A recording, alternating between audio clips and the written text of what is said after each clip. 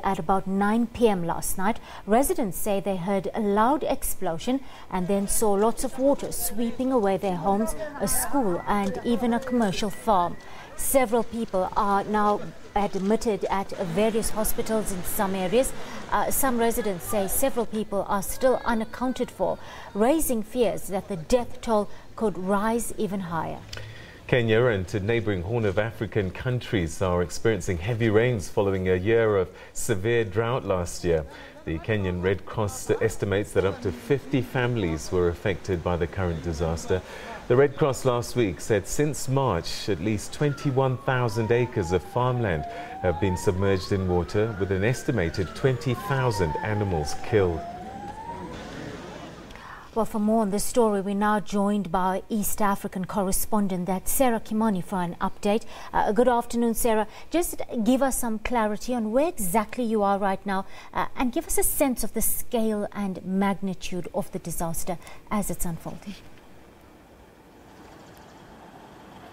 Well, I'm in Nairobi right now, Kashni, but the disaster happened about 4 hours from the capital, Nairobi, and we understand that at least 32 people have been confirmed dead. These are the bodies that have been collected from the mud and from the areas that were two villages that used to be called, in an area that used to be called Solai, which is now just acres and acres of mud with bodies sprawled all over the place, with wreckage, with homes that are completely destroyed, and very little water now seeping out of the dam having broken its banks completely, and all the water having run out since last night at about 9 p.m.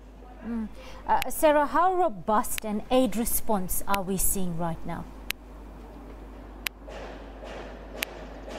Well, the response was good, considering that it started last night, and indeed several people were rescued last night. We understand by the time they were calling off the rescue efforts at 2 a.m., and remember the dam broke its bank at about 9, they had managed to rescue at least 40 people. We are talking about 500 families which have been affected here. That again began at about 5 a.m. and it has not stopped up to now. The Interior Security Minister, Dr. Fred Matiang'i, together with his Inspector General of Police, Joseph Boynet, have just returned from Nakuru County, and they're saying that it is tragic and that the numbers of those who have died may increase, because several families are coming up and saying they cannot account for their loved ones.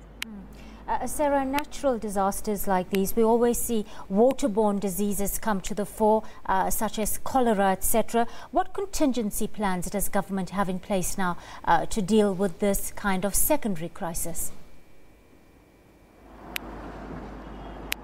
As I have said earlier, Kashni, there is no village to talk about. Both villages that were there have been completely swept off. So what the government has done is that it has closed the one school that was still running in the area that had been affected. The children have been sent back home. Then the villagers who are in those two villages have now been rescued, and they have been put up in several shelters across the county. The government saying that it will begin offering medical services to those people, providing clean water and also providing sanitation facilities, because as you say, the risk of waterborne diseases is very, very high. Sarah Kimani coming to us from Nairobi, giving us an update on the swelling of the dam walls that broke overnight, leading to hundreds of villages left abandoned.